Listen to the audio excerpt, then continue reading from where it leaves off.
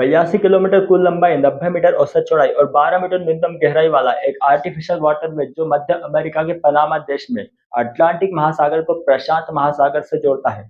एक artificial waterway जो जहाजों को पानी के रास्ते दक्षिण अमेरिका का चक्कर लगाने और केप हॉर्न जैसे जोखिम भरे खतरनाक रास्ते लेने से बचाता है। एक जलमार्ग जिसे बनाकर अमेरिका ने समुद्री शक्ति हासिल की, पानी के रास्ते जंग लड़कर उसने दबदबा बनाया। एक वाटरवे जिसमें पानी भरकर या निकालकर जहाजों को ऊपर नीचे करने वाला लॉक सिस्टम लगा है। इंजीनियरिंग एक्सपर्टीज का यह नमूना आसपास के दर्जनों देशों का क्रूशियल सपोर्ट और विश्व व्यापार की बैकबोन है। एक वाटरवे जहां से सालाना 14,000 से ज्यादा जहाज गुजरते हैं, ग्लोबल ट्रेड का 6% हिस्सा ले जाता है। एक जलमार्ग जो एक जहाज को पार कराने का 4 से 5 करोड़ और कुछ परिस्थितियों में 12 से 18 करोड़ भी लेता है। जहां पहले न्यूयॉर्क से सैन फ्रांसिस्को जाने में 22,500 किलोमीटर की दूरी तय करना पड़ती थी, अब ये दूरी महज 9,500 किलोमीटर की रह गई है। हफ्तों की दूरियों को चंद घंटों में बदलने का ये करिश्मा यूं ही बनकर तैयार नहीं हुआ, इसे बनाने में हजारों मजदूरों ने अपने प्राणों की आहुति दी है। वर्तमान में जलमार्ग मुश्किलों और चुनौतियों से घिरता हुआ नजर आ रहा है। हम बात कर रहे हैं उस जलमार्ग की जिसे दुनिया पनामा कनेल नाम से नवाजती है। हम बात कर रहे हैं पनामा नहर की। आज के वीडियो में आपको पनामा नहर के इतिहास से मुखातिब कराया गया। आपको बताया गया पनामा नहर की बनावट, उसका लॉक सिस्टम, उसका सामने क्या चुनौतियां आ गई है, सब कुछ आपको आज के इस वीडियो में विस्तार से बताया गया। पनामा नहर को लेकर पनामा देश का विद्रोह, पनामा नहर की संकल्पना किसने की, पनामा नहर को किन किन देशों ने बनाने में हाथ डाला और सफलता केवल अमेरिका को ही क्यों मिली, सब कुछ आज के इस वीडियो में 16वीं शताब्दी 25 सितंबर 1513 स्पेनिश खोजकर्ता वास्को नुनेज डी बाल्बोआ दरियन आए हुए थे। दरियन आज के पनामा देश का पूर्वी हिस्सा है। दरियन की ऊंची पहाड़ी पर चढ़कर इन्होंने सामने देखा। सामने का नजारा देखकर ये हकबत रह गए। इन्होंने देखा दूर तक फैला हुआ एक विशाल समुद्र जिस पर सूरज की रोशनी ऐसे पड़ रही थी मानो दूर तक फैली हुई कोई चांदी की चादर हो। इन्होंने देखा एक नैरो स्थमस, एक संकीर्ण भूभाग या जिसे स्थल डमरू मध्य भी कहते हैं। इन्होंने देखा एक स्थल डमरू मध्य, एक संकीर्ण भूभाग दो अलग महासागरों को, अटलांटिक महासागर और प्रशांत महासागर को अलग करता है। पश्चिमी तट से, अमेरिका के पश्चिमी तट से प्रशांत महासागर को देखने वाले ये पहले यूरोपीय बने। इन्होंने आइडिया लगाया कि अगर इस नैरो स्थमस को काटा जाए या तोड़ा जाए तो यहाँ से एक शॉर्टकट जलमार्ग बन सकता है। इस संकल्पना को देने वाले, दुनिया के सामने रखने वाले ये पहले यूरोपीय थे। इसके 2 दशक बाद 1534 में चार्ल्स पंचम, उस समय स्पेन विश्व की सबसे बड़ी औपनिवेशिक शक्ति था, स्पेन के राजा चार्ल्स पंचम एक सर्वे का आदेश देते हैं। ये पनामा स्थमस पर नहर बन सकती है क्या? जिस स्थमस का पता बाल्बोआ ने लगाया था, जिस प्रशांत महासागर का पता बाल्बोआ ने लगाया था, उस स्थमस को काट कर नहर बनाई जा सकती है क्या, या कोई जलमार्ग बनाया जा सकता है क्या? इसकी संभावना तलाशने के लिए एक सर्वे करवाया। दरअसल पेरू से लुटा गया सोना यूरोप तक लाने के लिए एक सुरक्षित और छोटा सा शॉर्टकट ढूंढना चाहते थे। सर्वे में पाया गया कि ये नामुमकिन है प्रोजेक्ट। नामुमकिन इसलिए क्योंकि उस समय डायनामाइट नहीं था, उस समय बुलडोजर नहीं था और कई तरह की। एक और बहुत फेमस कोशिश की जाती है फर्डिनेंड डी लेसेप्स द्वारा। 1881 में फर्डिनेंड डी लेसेप्स के नेतृत्व में पनामा नहर बनाने का काम शुरू होता है। फर्डिनेंड डी लेसेप्स बतौर इंजीनियर स्वेज नहर में भी काम कर चुके थे। इनके नेतृत्व में पनामा नहर प्रोजेक्ट शुरू किया जाता है। 1.4 अरब फ्रैंक फ्रांसीसी निवेशकों से जुटाए जाते हैं, जिसके बाद ये काम शुरू किया जाता है। ये प्रोजेक्ट पूरी तरह फेल हो जाता है। 20,000 से ज़्यादा मजदूरों की मौत इसमें हो जाती है। मौत इसलिए होती है क्योंकि यहाँ पे मलेरिया और पीला बुखार फैल जाता है, जिस वजह से 22,000 से ज़्यादा मजदूर मारे जाते हैं। एक तरफ मजदूरों की मौत, एक तरफ प्रोजेक्ट फेल हो रहा है।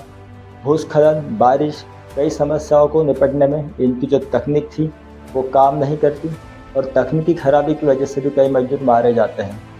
तो एक तरफ तो इनका लॉस था, कंपनी डूब रही थी, और दूसरी गलती इन्होंने ये कर दी कि अखबारों को, पत्रकारों को इन्होंने पैसे खिलाए, नेताओं को पैसे खिलाए, इसके अलावा बैंकर्स को पैसे खिलाए। ये पैसे इसलिए खिलाए ताकि नेता से अनुमति ले सकें, पत्रकारों से झूठी खबरें दिखाई जा सकें, क्योंकि प्रोजेक्ट फेल हो रहा था। प्रोजेक्ट को कामयाब दिखाना, झूठी खबरें फैलाना, इसके लिए पत्रकारों को पैसा खिलाया गया। घोटाले को छिपाने के लिए बैंकर्स को खिलाया गया। तो बहुत सारा पैसा रिश्वतखोरी में खर्च हो गया। 1889 में कंपनी दिवालिया हो जाती है, जिसके बाद जांच शुरू होती है।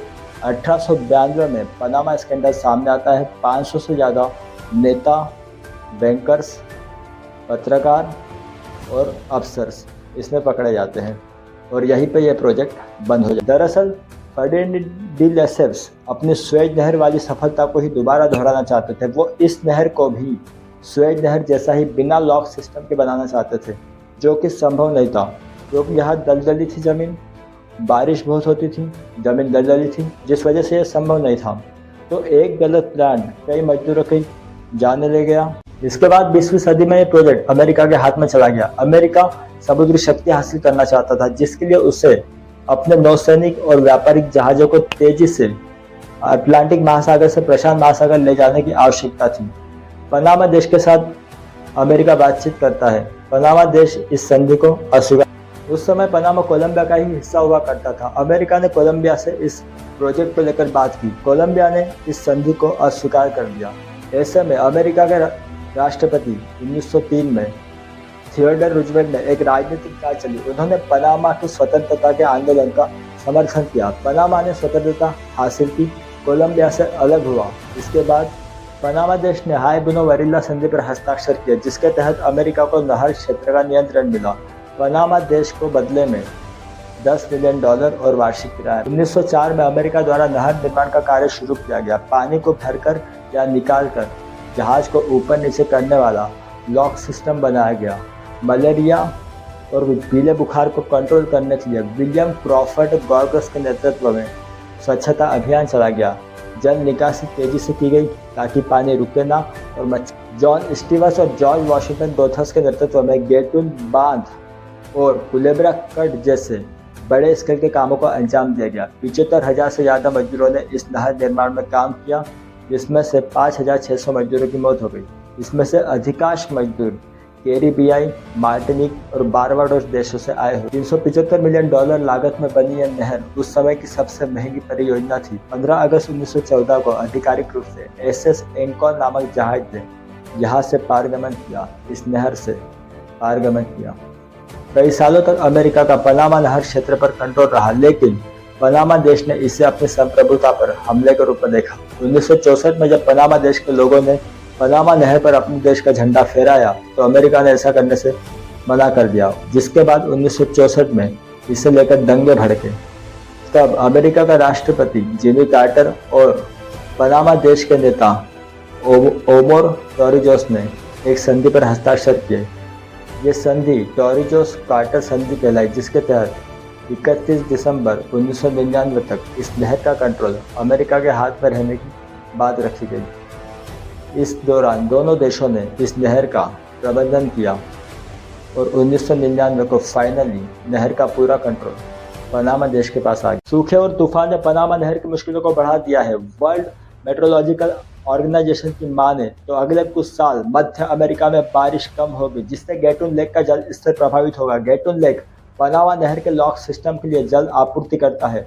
दरअसल पनामा नहर के लॉक सिस्टम में जहाज को एंटर कराने के लिए जब पहला गेट खोला जाता है तो बहुत सारा मीठा पानी समुद्र के खारे पानी के साथ जाकर मिल जाता है, जिससे पर्यावरण कार्यकर्ता जल संकट के रूप में देख रहा है। पनामा नहर के सामने आई मुश्किलें और चुनौतियां एक वैकल्पिक नहर बनाने के लिए सोचने पर मजबूर कर रही है। उस वैकल्पिक नहर का नाम है निकरगुआ नहर। एक निकरगुआ नहर बनाकर पनामा नहर को बॉयकॉट कर दिया जाएगा। यह देखना दिलचस्प होगा कि पनामा नहर अपनी बादशाहत को अब कायम रख पाएगी या निकरगुआ उसे बॉयकॉट कर देगी। आज के वीडियो में फिलहाल इतना ही। मुझे दीजिए इजाज़त।